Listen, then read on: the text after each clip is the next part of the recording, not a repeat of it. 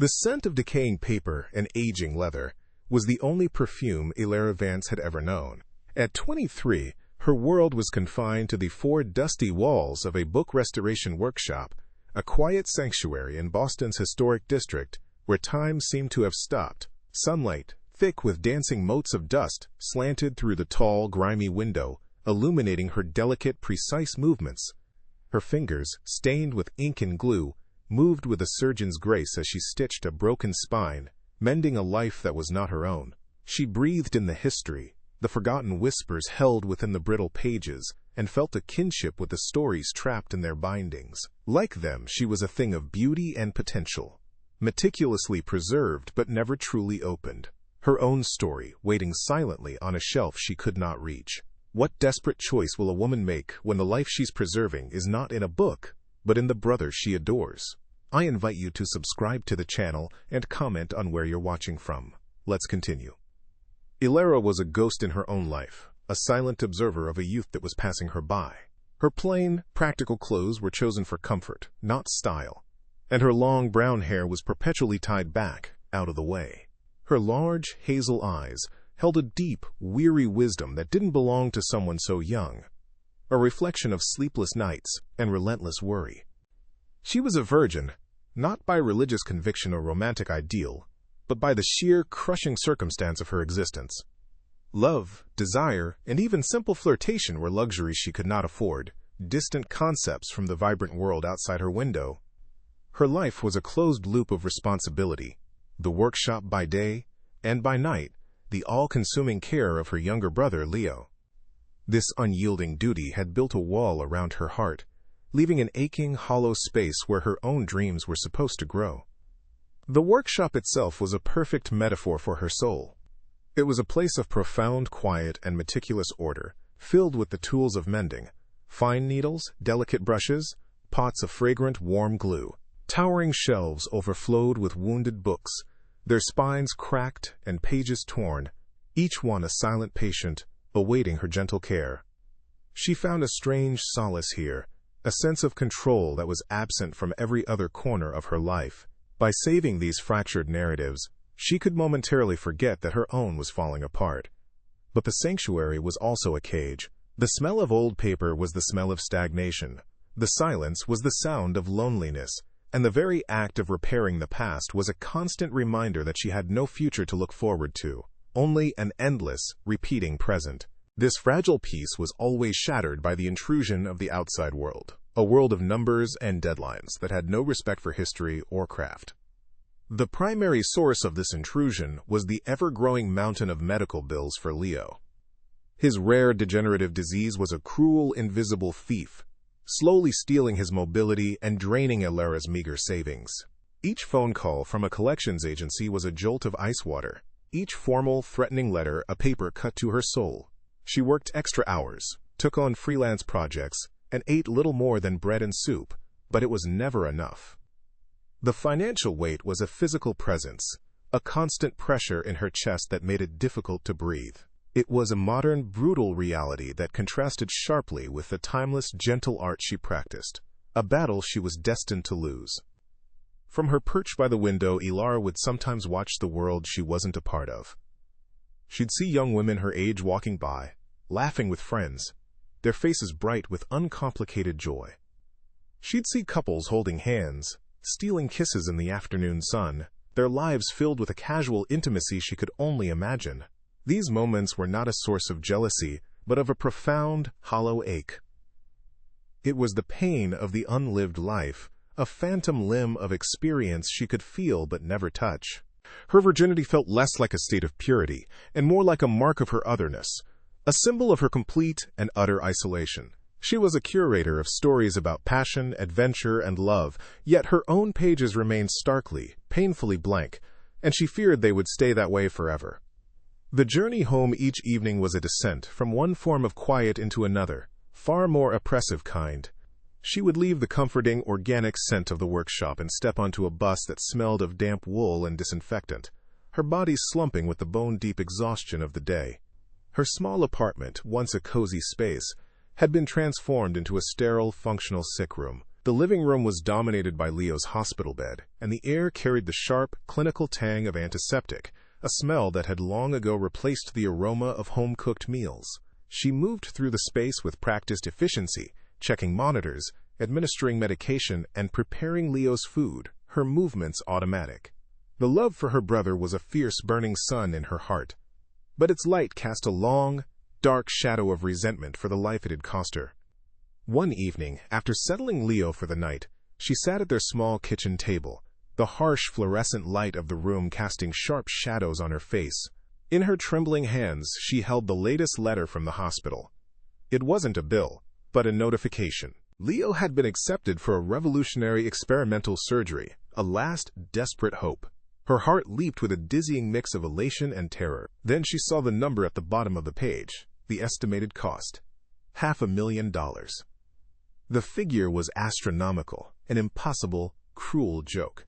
It was a sum she couldn't earn in a lifetime of mending books.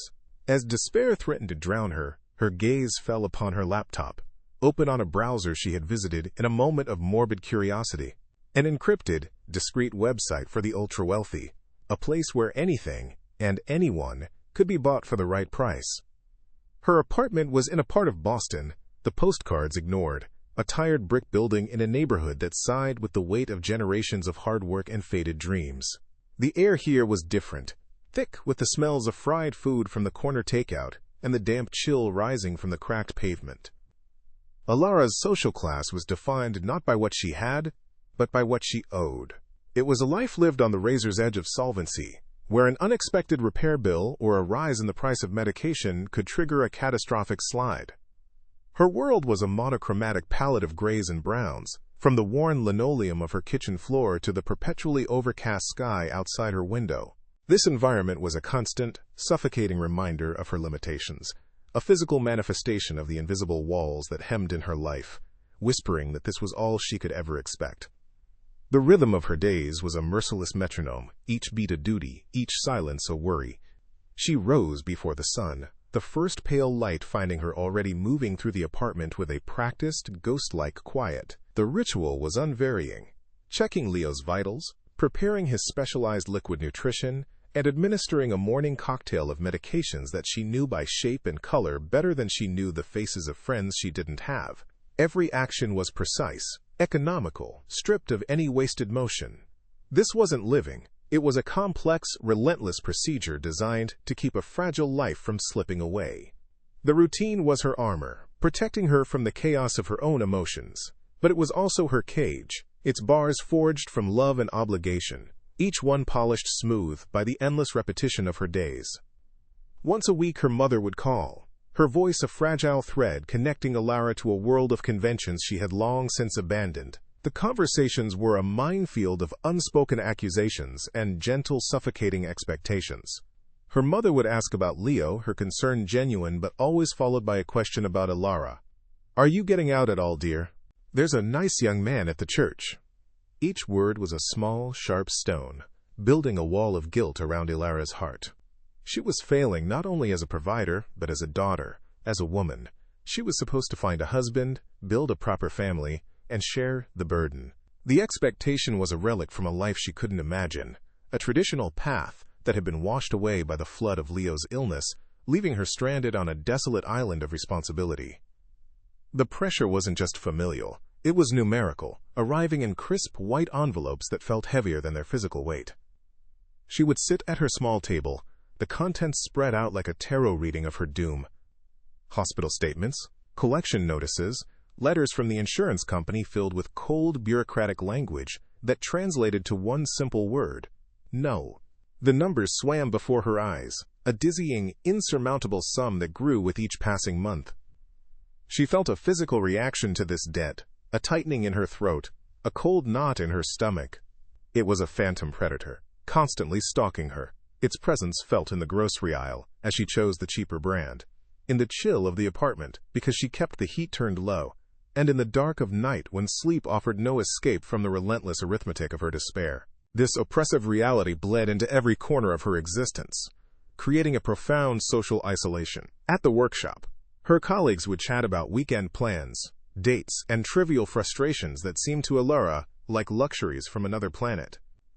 She would offer a polite, distant smile, her silence a shield against the pain of her otherness.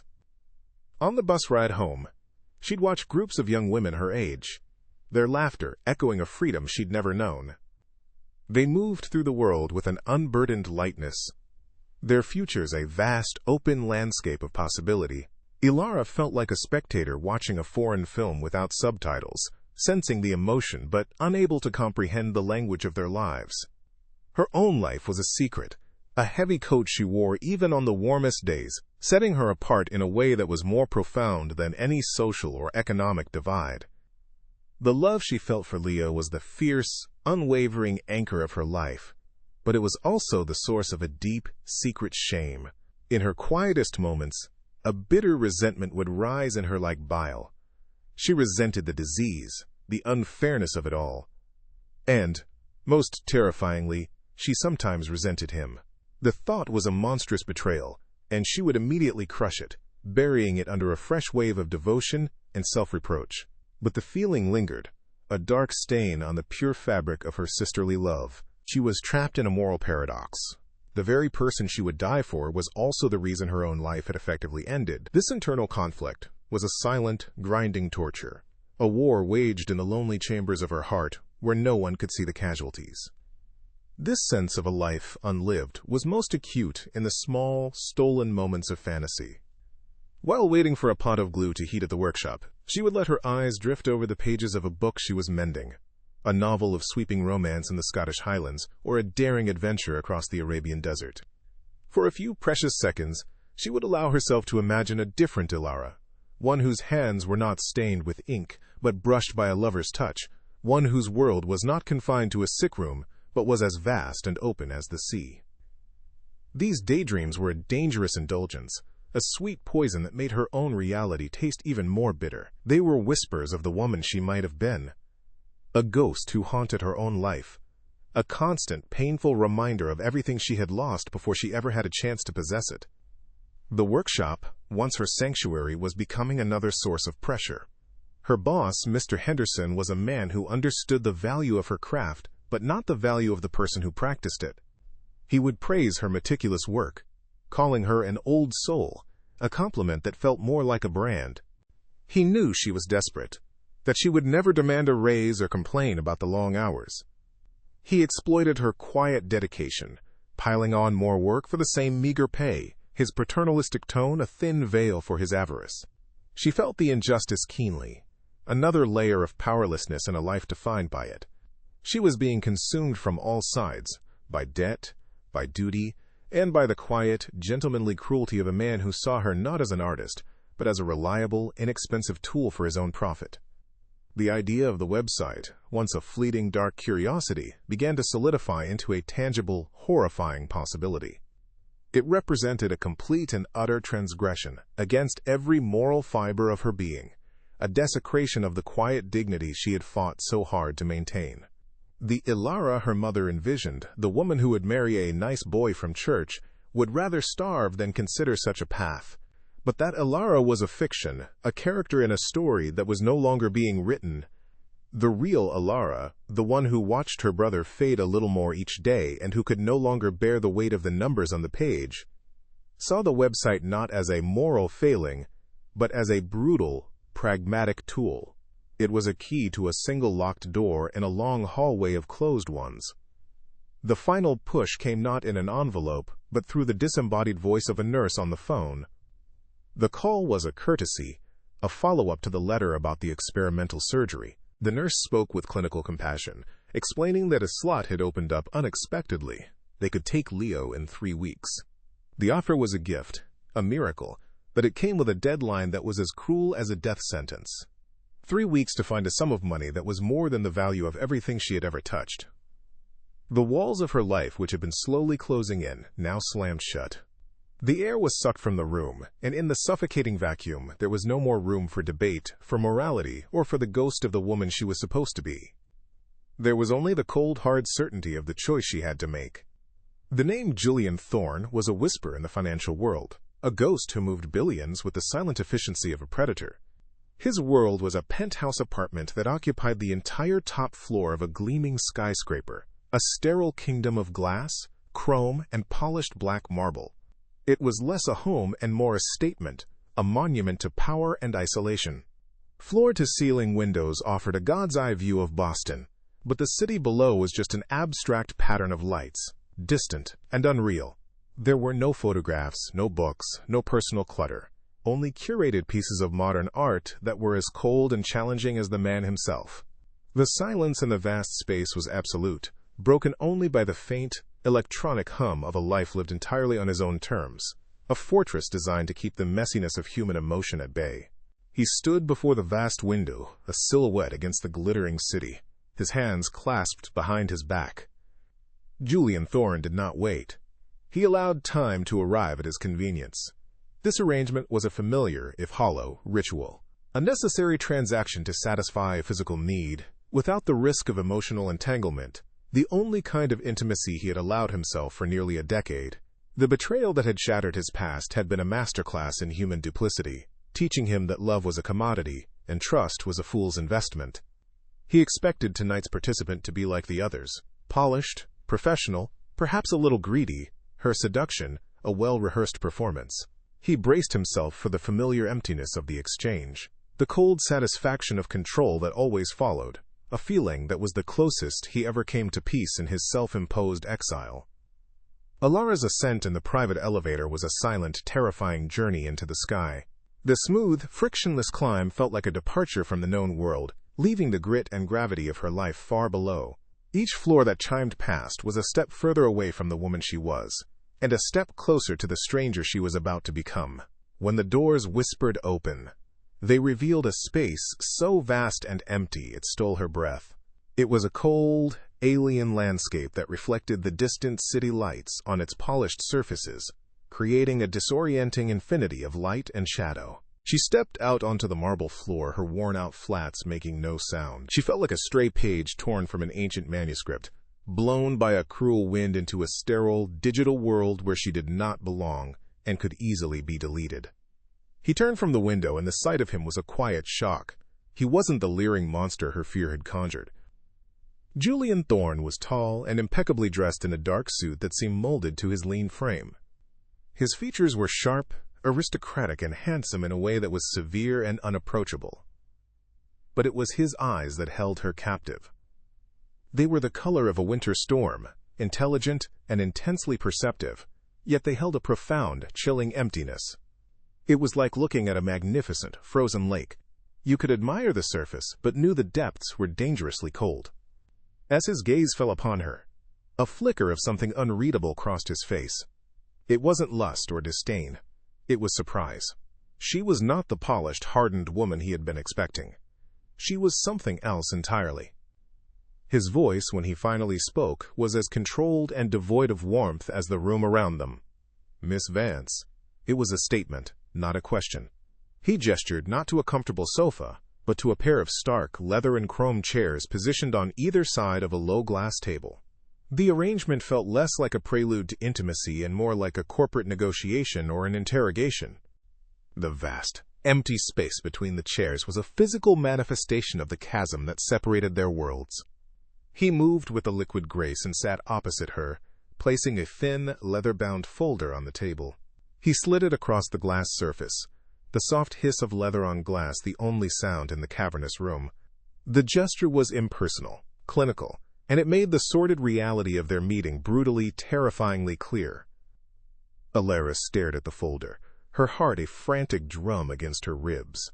She knew it contained the contract, the formal document that would codify the sale of her body, her dignity. Her hands, usually so steady and precise in her work, felt clumsy and foreign. She reached for the folder, her fingers brushing against the cool, expensive leather. Inside, the pages were filled with dense, legalistic text, a language she didn't understand. Her eyes scanned the clauses, but the words blurred into meaningless shapes. She was looking for only one thing: the number, $500,000. Seeing it there, in stark black ink, made it real. It was Leo's future, his very life, distilled into a figure on a page. This piece of paper was both her damnation and his salvation, and the weight of it was almost too much to bear. As she reached for the pin he had placed beside the contract, Julian watched the almost imperceptible tremor in her hand. He was a connoisseur of human weakness, an expert in reading the subtle tells of greed, ambition, and deceit. He had seen hands like hers before, but they had always trembled with avarice or nerves before a performance. This was different. This was the trembling of a soul on the verge of shattering. It was a sign of a raw, unvarnished vulnerability that he had not encountered in years. The sight of it was a dissonant chord in the cold, ordered symphony of his life. An unexpected and unwelcome impulse rose within him, the desire to reach across the glass divide and still that trembling hand, to offer a comfort he was no longer capable of giving. The feeling was foreign, disorienting, and it cracked the icy armor around his heart. He broke the first and most important of his own rules. The script for these encounters was simple, silent, and swift. There were no questions, no stories, no personal connection. Yet, he heard his own voice breach the silence, the single word hanging in the sterile air like a flaw in a perfect diamond. Why? The question was quiet, but it landed with the force of a physical blow. It was an admission of a curiosity he should not have felt, a crack in the facade of his indifference. He wasn't just asking about the money, he was asking about her, about the profound sadness in her hazel eyes, about the quiet dignity that seemed so at odds with her presence in this room. He was trying to solve the impossible puzzle she presented, to understand the source of a sacrifice so absolute it defied his entire understanding of human nature. Ilara lifted her gaze from the contract, and her eyes met his. The raw, invasive question should have angered her, but it didn't. In that moment, she saw past the billionaire, past the cold and powerful facade. She saw the flicker of confusion in his stormy eyes, a hint of a man who was just as imprisoned by his life as she was by hers. A strange calm settled over her, the calm of someone with nothing left to lose. She answered with a simple, devastating honesty, her voice low but steady. "My brother is dying." She didn't elaborate, didn't plead for sympathy. She offered the truth as a simple, unadorned fact, the central pillar upon which her entire world was built. It was not a confession. It was a statement of purpose, an explanation for the inexplicable, and it filled the silent room with its terrible, undeniable weight. Her words did not soften him, they stunned him. Julian Thorne operated in a world where every action was motivated by self-interest, where altruism was a myth used to disguise a hidden agenda. Her simple, profound reason for being here was an anomaly, a piece of data that did not compute. It was an act of love so pure and selfless, it bordered on illogical, and it directly challenged the cynical foundation of his entire existence. He looked at her then, truly looked at her, and saw not the woman he had paid for, but a warrior standing on the precipice of an impossible choice. The transaction was no longer simple. The air, once cold and sterile, was now charged with a dangerous, unfamiliar current. A fragile, terrifying connection had been forged in the crucible of her desperation and his surprise, and the magnetic pull between his wounded soul and her resilient one was suddenly, irrevocably, real. The money was a silent, digital fact in her bank account, a number so large it seemed fictional. Leo's surgery was scheduled, the impossible goal achieved. Ilara should have felt a tidal wave of relief, a lightness she hadn't known in years. Instead, a profound and hollow emptiness settled in her chest, heavier than the debt had ever been. She had sold a piece of herself, a part she hadn't even known she valued, and the payment felt like an epitaph for a woman who no longer existed. Her small apartment, once a haven of duty and love, now felt tainted. The clinical smell of antiseptic seemed to mingle with a phantom scent of expensive cologne, and the cold, sterile air of a penthouse in the sky, a constant reminder of the price of her brother's life and the ghost of her own integrity. Julian Thorne stood in the same spot by the window where he had first seen her, but the city lights below offered no distraction. The usual cold, clean satisfaction that followed these arrangements was absent, replaced by a restless, unfamiliar disquiet. The transaction was complete, the terms met, yet it felt unfinished. He couldn't erase the image of her from his mind, The quiet dignity in her posture, the deep, ancient sorrow in her hazel eyes, and the slight, vulnerable tremor in her hand as she signed away her innocence. She was an anomaly, a variable he had not accounted for. Her selfless desperation had breached his defenses in a way no calculated seduction ever could, leaving a crack in the icy fortress around his heart, through which an unwelcome warmth was beginning to seep, threatening to melt everything. He broke a rule he had lived by for a decade: no contact after the contract was fulfilled. He found her workshop, the address a simple matter for a man of his resources. Stepping inside was like entering another century. The air was thick with the scent of aging paper, leather, and warm glue, a rich, organic perfume of history and patience. Dust motes danced in the shafts of afternoon light, illuminating a world of meticulous, quiet craft. It was the absolute antithesis of his own life, of sterile efficiency and digital transactions. He saw her at a workbench, her focus so complete that she seemed a part of the ancient, gentle world she inhabited. Seeing her here, in her element, made their night together feel even more like a sacrilege, a brutal intrusion of his world into hers. Alara looked up, sensing a change in the light, and froze. The sight of Julian Thorne standing in the doorway of her sanctuary was a physical shock, a violation of the one space that was truly hers. He wore a perfectly tailored charcoal suit that seemed to absorb the soft light of the room, making him look like a figure cut from shadow and dropped into her world of sepia tones. Her heart hammered against her ribs, a frantic bird trapped in a cage. This was not supposed to happen. He was a ghost from a single, terrible night, a memory she was trying to bury. His presence here, amidst her wounded books and the quiet dignity of her work, felt like an accusation, a reminder that no matter how much she scrubbed, she could not wash away the stain of their bargain. He didn't apologize or offer pleasantries. Julian Thorne moved through the world with a purpose that required no permission. He walked toward her, his expensive shoes silent on the dusty floorboards, and stopped a few feet from her workbench. "The contract is not complete," he said, his voice a low, controlled sound that was utterly alien in the quiet workshop. He placed a new folder, identical to the first, on a stack of 18th century manuscripts. "I'm not proposing a repeat of our previous arrangement. I am proposing something different. I want to retain your time. Dinners, conversations, your presence. I want to understand." The offer was absurd, insulting. He spoke as if he were acquiring a subsidiary, analyzing an asset, reducing her to a puzzle he was determined to solve for his own intellectual satisfaction. A hot, unfamiliar anger surged through Alara, overriding her fear. "Understand what?" she shot back, her voice trembling with suppressed rage. "How a person can be desperate enough to sell themselves. Is this a new kind of exotic entertainment for you?" She wanted him to leave, to take his cold, transactional world and disappear from her life forever. But as she stared into his stormy, unreadable eyes, a different, more terrifying feeling stirred beneath her anger. A sliver of her, the part that had been starved of attention and connection her entire life, felt a perverse flicker of intrigue. He wasn't asking for her body, he was asking for her. For the first time, someone saw past her responsibilities and her quiet exterior, and was asking to see what lay beneath, even if his reasons were clinical and selfish. Their first meeting under the new, unspoken arrangement was in a minimalist art gallery he owned, a vast white space filled with challenging, abstract sculptures. The environment was as cold and controlled as his penthouse, yet it was different.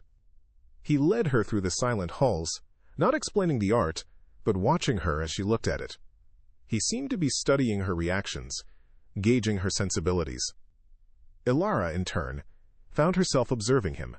She saw how he held himself apart from the world, a spectator, even in a space that belonged to him. The silence between them was not empty. It was a living thing, filled with questions, judgments, and a strange, burgeoning awareness. She felt like a rare book he was examining, turning her over in his hands, trying to read the story hidden in her worn binding. The tension between them was a fine, high-strung wire that hummed with unspoken electricity. During a dinner at a starkly elegant restaurant where they were the only patrons, the silence stretched for so long it became a form of communication. Alara watched his hands, the way his long, graceful fingers rested on the stem of his wine glass, never fidgeting, always in complete control. He, in turn, watched her eyes, which she so often cast downward.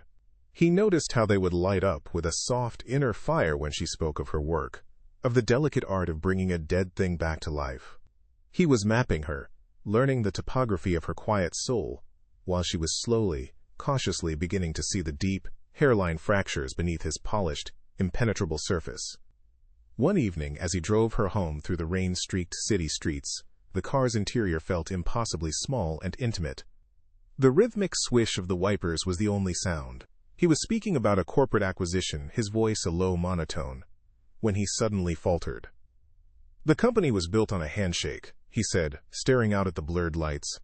"My grandfather's. Betrayal is a more efficient business model now." The words were delivered with no emotion, but Alara heard the lifetime of pain behind them. It was the first crack in his armor, a brief, unguarded glimpse of the wound that festered beneath his wealth and power. In that moment, he was not the cold billionaire who had bought her, but a man who had been broken by the same world that had broken her, just in a different way. A dangerous shift was happening inside Alara.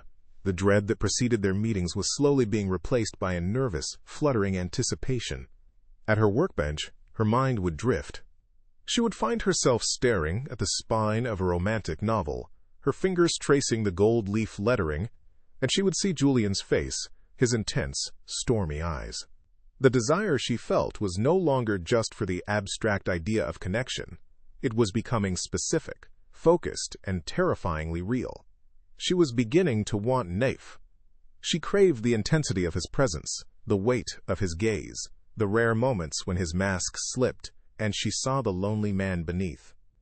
It was a treacherous feeling, a beautiful poisonous flower blooming in the barren soil of their transaction, and she knew she should uproot it before it took hold.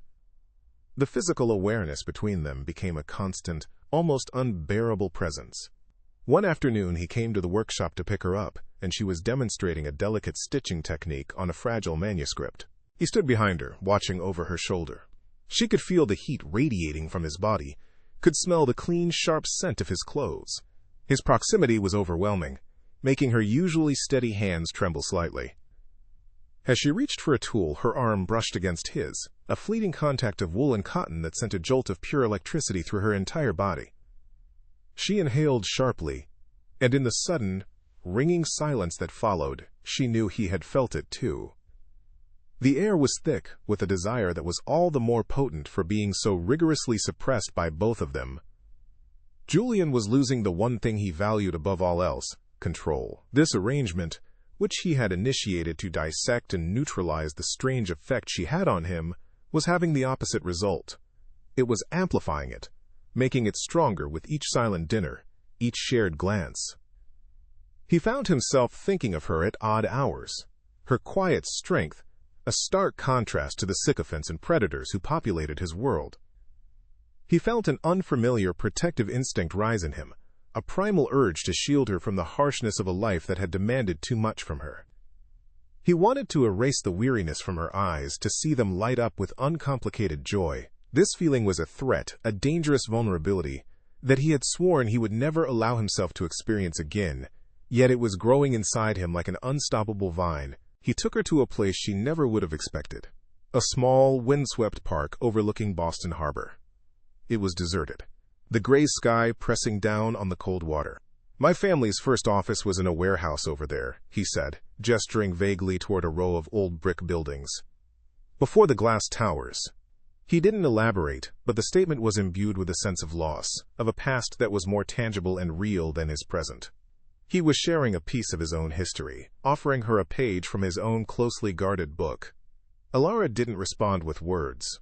She simply stood beside him, her presence a quiet anchor in the wind, offering not pity or platitudes, but the silent, profound understanding of one broken person to another.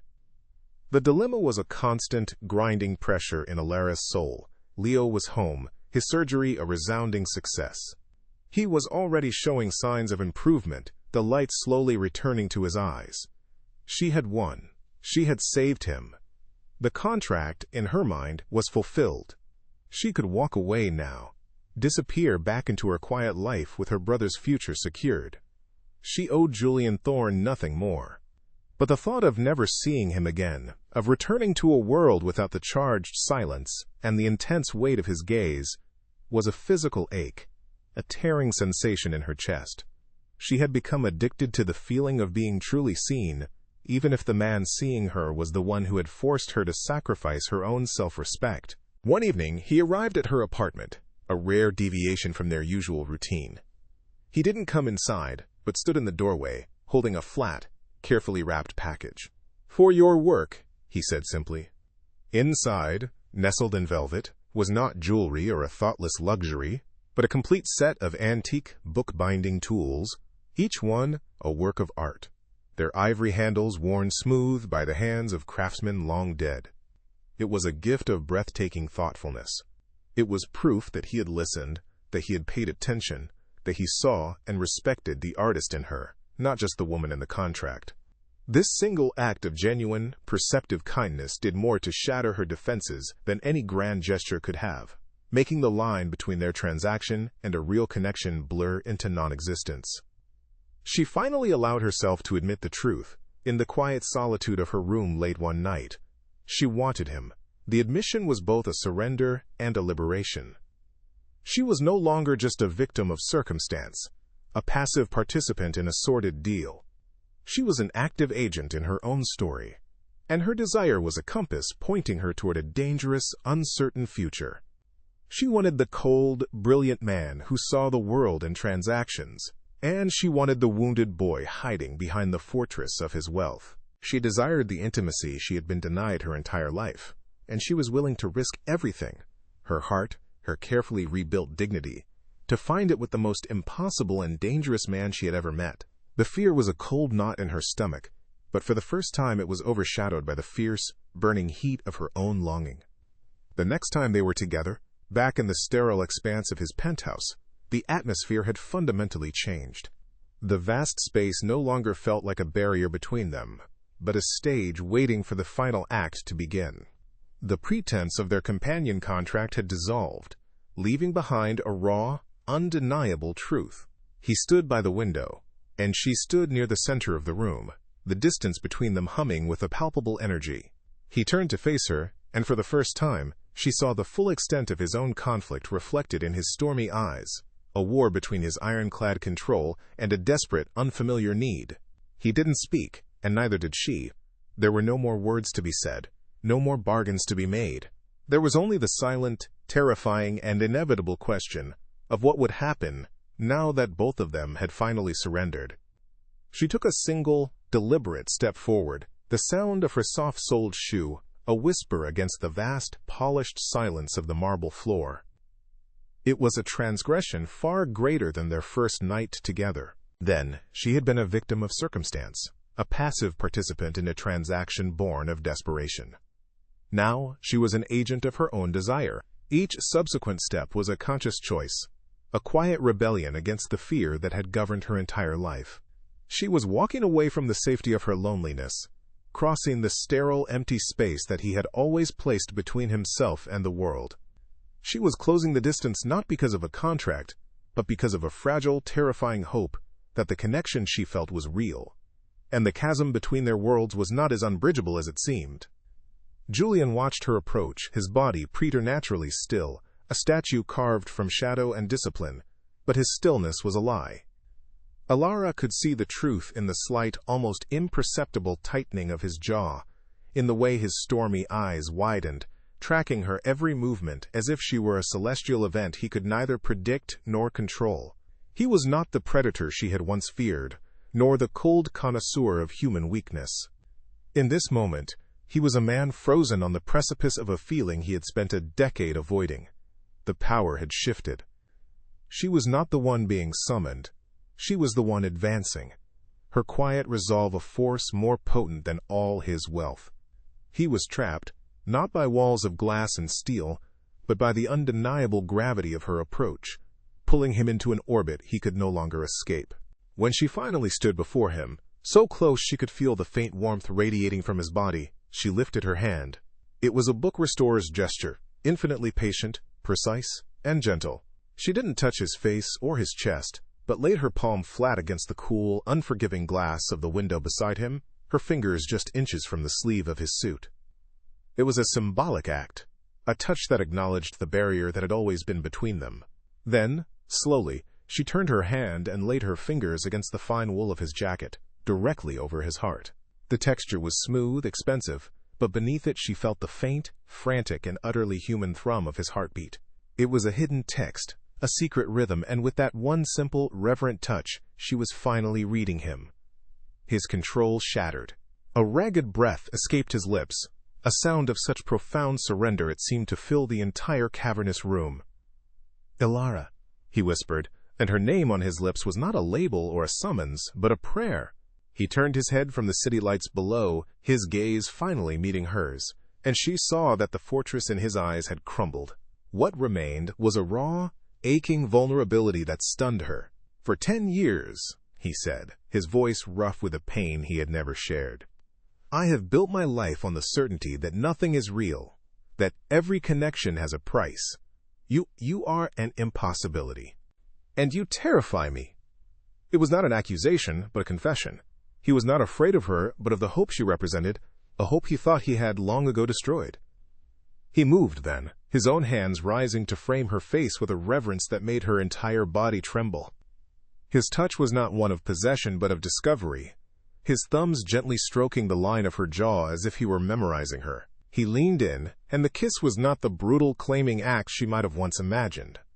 It was a slow, deep, and devastatingly tender collision. It was a question and an answer, an apology and a declaration. It tasted of solitude and expensive whiskey, but underneath, it tasted of a desperate, long-forgotten hunger for something genuine. In that single, breathtaking moment, the last of her defenses dissolved. She was no longer mending the stories of others. She was finally, terrifyingly, beginning to write her own, and its first word was his name, spoken silently against his lips. The kiss deepened, and the world outside the window, the glittering, indifferent city, vanished. Ilara's universe shrank to the sensations flooding her senses. The surprising softness of his lips against hers, the clean, sharp scent of his cologne mingling with the faint smell of rain on his jacket, the solid, grounding pressure of his hands holding her as if she were the only real thing in his sterile world. This was the intimacy she had only read about, a force of nature that was both terrifying and beautiful. It was the feeling of a lock turning in a door that had been sealed for a lifetime. A wave of emotion, grief for the years of loneliness, gratitude for this impossible moment, and a fierce, untamable desire crashed over her, leaving her breathless and irrevocably changed. She was no longer a virgin of circumstance. She was a woman choosing to feel, to want, to live. He broke the kiss, resting his forehead against hers, their breaths mingling in the small space between them. "I don't want to be in this room," he murmured, his voice thick with emotion. "This is where we made a bargain. This is not where we belong." The words were a quiet acknowledgement of the shift between them. He was rejecting the world of their contract, the cold, transactional space he had created. Taking her hand, he led her away from the vast window and its panoramic view of his power, through the silent, gallery-like halls of the penthouse. It was a slow, deliberate pilgrimage from the public spaces of his life to the private ones. He was leading her not just to a bedroom, but deeper into his world, into a place of vulnerability he had allowed no one else to enter for a decade. The bedroom was a surprise. Unlike the rest of the penthouse, it was starkly simple, dominated by a large bed and a single, abstract painting on the wall in shades of stormy gray. It was a monk's cell in a palace of glass. Here the process of undressing was a slow, deliberate ritual of dismantling armor. He unbuttoned her simple dress with painstaking care, his fingers treating the cheap fabric like priceless silk. She, in turn, reached up and loosened the perfect knot of his tie, the primary symbol of his unassailable control, letting it fall to the floor. Each removed layer of clothing was a wall coming down, a secret being offered. When they finally stood before each other, bathed in the soft, indirect light from the city below, they were stripped of everything but the truth. Two profoundly lonely people, scarred by their pasts, reaching for each other in the dark. Their bodies met not with the fire of explosive passion, but with the quiet, soul-deep shock of recognition. For Ilara, the feeling of his skin against hers was the end of a lifetime of being an observer. It was a total, overwhelming immersion into the story she had only ever watched from the outside. He moved with a slow, tender care that was a revelation, constantly watching her eyes, seeking not pleasure, but connection. In his arms, she felt not exposed, but seen, cherished, and finally, truly, whole. For Julian, it was an act of terrifying trust. He let her see everything: the scars on his back from a childhood accident, the deep, shuddering breaths that betrayed the emotion he fought to control. It was not just sex. It was a silent, desperate conversation, a mending of two broken halves into a fragile, temporary whole. Afterward, they lay tangled in the soft white sheets, the silence no longer tense, but filled with a profound, sacred peace. The city lights cast long, soft shadows across the room, silent witnesses to their surrender. He held her close, one arm draped protectively over her, his hand resting on the small of her back as if to anchor her, to ensure she was real. The iron control that had defined him was gone, replaced by a quiet, unguarded tenderness. Hilara rested her head on his chest, listening to the steady, reassuring beat of his heart. The contract was a distant memory, a fiction from another life. The transaction was over. In its place was something terrifyingly real and fragile. She had transgressed every rule, broken every boundary of her small, safe world, and in doing so she had found herself in the last place she ever expected: home. The dawn that broke over Boston was a cold, indifferent gray, filtering through the immense glass walls of Julian's bedroom and painting the white sheets in shades of ash. Hilara awoke to a profound and unnerving stillness. The warmth of his body was gone. The space beside her a cool, empty territory. The scent of him lingered on the pillow, a ghostly reminder of the intimacy they had shared. But the room itself had reverted to its default state: a sterile, silent museum of a life lived without touch. She was a foreign object here, a splash of warm, messy color on a monochrome canvas. The profound connection of the night felt like a fever dream, and in the stark morning light she felt an acute, chilling sense of trespass, the silent screaming that she did not and could not ever belong here. He had retreated to the furthest corner of the penthouse, his home office, a space even more severe and impersonal than the rest. Julian stood before a bank of screens displaying the ceaseless flow of global markets, but the numbers were a meaningless blur. The iron discipline that had been the bedrock of his existence for a decade had been fractured. He had allowed a breach. He had let her in, not just into his bed, but past the layers of cynicism and control that protected the raw, festering wound of his past. The vulnerability he felt was a physical sickness, a phantom pain from an old amputation. His immediate, primal instinct was to cauterize the opening, to rebuild the wall, to erase the variable she represented. The only way he knew how to do that was through distance and a cruel, absolute silence. Hilara slipped out of the bed, her movements quiet and furtive, like a thief. Her simple clothes, folded neatly on a chrome chair, looked impossibly shabby in the opulent surroundings.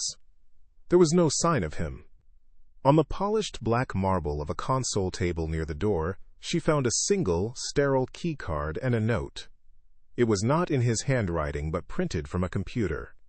"A car is waiting for you downstairs." The words were clinical, logistical, devoid of any emotion. It was a dismissal, as impersonal as the final clause of a business contract. The descent in the private elevator was a journey through a vacuum. She had ascended in fear and desperation. She descended in a state of hollow, aching confusion, leaving a vital part of her soul behind in that silent, skybound tomb. The moment she stepped back into her own apartment, the familiar smell of antiseptic and old books assaulted her senses, a jarring return to the gravitational pull of her real life. Leo was in the living room, propped up on his pillows, a genuine, hopeful smile gracing his face for the first time in months. This was her victory, the tangible proof of her sacrifice. He was alive, he was healing, he had a future. She should have felt a surge of triumphant relief, a profound sense of peace. Instead, looking at his bright, innocent face, a wave of shame so powerful it made her dizzy washed over her. She had saved him by destroying a part of herself, and the juxtaposition of his recovery and her secret degradation created a painful, unbridgeable chasm in the center of her heart. Days bled into a week, each one marked by a silence from Julian that was louder than any scream. It was a deliberate, punishing absence that confirmed her worst fears. She had been a curiosity, a problem to be solved. And now, solved, she was discarded. At the workshop, the familiar, comforting rhythm of her work offered no solace. Her hands, which had once moved with such unconscious grace, felt clumsy and foreign. They remembered the feel of his skin, the texture of his hair, the solid strength of his shoulders. Every ring of the shop's telephone sent a jolt of foolish, desperate hope through her, a hope that was immediately and cruelly extinguished. The silence was not just an absence of sound, it was an active presence, a cold, heavy blanket that was smothering the fragile, nascent flame of the feelings he had ignited within her. In his own world of glass and steel, Julian was waging a silent war against her memory. He drove his company with a renewed, almost vicious ferocity, working punishing hours and making ruthless decisions that unnerved even his most seasoned executives. He was attempting to purge her from his system by immersing himself in the cold, clean logic of commerce, the one language he truly trusted. But every night, the silence of his penthouse would betray him. It was no longer a peaceful sanctuary but a vast, empty chamber that echoed with the ghost of her presence. He would stand by the window where they had kissed, tortured by the memory of her taste, the quiet strength in her eyes, the terrifying, revolutionary hope she had made him feel. His withdrawal was not an act of cruelty, but one of desperate, fearful self-preservation. The constant, gnawing pain of his rejection began a slow, alchemical transformation within Ilara. A quiet anger started to smolder beneath the surface of her grief. Anger at him for his cowardice, but more importantly, anger at herself for allowing her worth to be defined by his validation. One morning, staring at her own reflection in the bathroom mirror, she saw not the frightened girl who had sold her body, but a woman who had walked through fire and emerged on the other side. She had saved her brother. She had faced an impossible choice and made it. The act itself, once a source of deep shame, began to feel like a source of formidable, unyielding strength. The transaction had nearly destroyed her, but the survival of it was beginning to remake her into someone stronger, someone she didn't yet recognize. This internal shift began to manifest externally. When her mother called, her voice laced with the usual gentle, suffocating concern about Ilara's future, Ilara found she had no patience for it. The veiled questions about marriage and settling down, once a source of guilt, now felt like relics from a smaller, more constricted life she no longer inhabited. "I'm fine, Mom. I'm just busy," she said, her tone clipped and distant in a way that was entirely new. There was a subtle friction in the conversation, a new boundary being drawn. Ilara was no longer the dutiful, self-sacrificing daughter. She was a stranger to her own mother, a woman who now carried a secret world within her, a world that had irrevocably separated her from the simple expectations of her past. At her workbench she found a book that had been deemed irreparable. Its spine was shattered, its pages torn and water-stained, a complete wreck. Mr. Henderson had told her to discard it. Instead, she picked it up. Feeling a strange kinship with the ruined object, she saw not its destruction but its resilience. With a newfound, almost defiant patience, she began the painstaking process of mending it. She didn't just repair the damage, she reinforced it using visible stitches of gold thread, a technique that celebrated the breaks instead of hiding them. The book was becoming her self-portrait, a story that had been torn apart but was now being put back together, not as it was before, but as something new, scarred, and unexpectedly beautiful. One evening, Ilara stood at her window, looking out over the gritty, familiar rooftops of her neighborhood toward the distant, glittering skyline of downtown Boston. She could just make out the needle-like silhouette of Julian's building, a monument to the world that had both used and awakened her. The separation was a physical ache, a raw and lonely wound. But the fear that had once defined her was being replaced by a quiet, steely resolve. She had saved Leo. She had survived Julian Thorne. Her life was no longer a closed book waiting on a shelf. A chapter had ended, violently and painfully, but for the first time, she felt the profound, terrifying, and exhilarating power of holding the pen, knowing that she, and she alone, would be the one to write the next. 3 months passed, a season turning from the harsh chill of their last encounter to the tentative warmth of a Boston spring. Leo's laughter, once a rare and fragile sound, now filled their small apartment, growing stronger each day. He was a living, breathing testament to her sacrifice, the beautiful, undeniable proof that she had made the right choice. The workshop, too, had transformed. It was no longer a refuge from her life, but a vibrant part of it. She finished her work on the shattered book, its spine now a delicate lattice of gold thread, the scars not hidden but celebrated. She placed it on a shelf, not as a mended object, but as a monument to her own survival. The gnawing ache for Julian had subsided into a quiet, distant memory, a chapter she had read, learned from, and finally, carefully, closed. One Tuesday afternoon, a courier arrived, a modern intrusion into her analog world.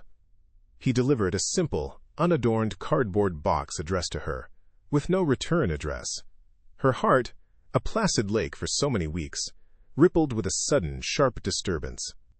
She hesitated, her hand hovering over the brown paper, a part of her wanting to refuse it, to leave the past sealed. But curiosity, a stronger and more persistent force, won out. She sliced the tape with a palette knife and lifted the flaps. Inside, nestled in a bed of sterile white tissue paper, was a single ancient book. Its leather binding was not just cracked, but crumbling, its pages water-stained and foxed, its spine completely severed. It was a ruin, and from its decaying pages rose a faint, unmistakable scent. The clean, sharp fragrance of his world, a ghost arriving unbidden in her sanctuary.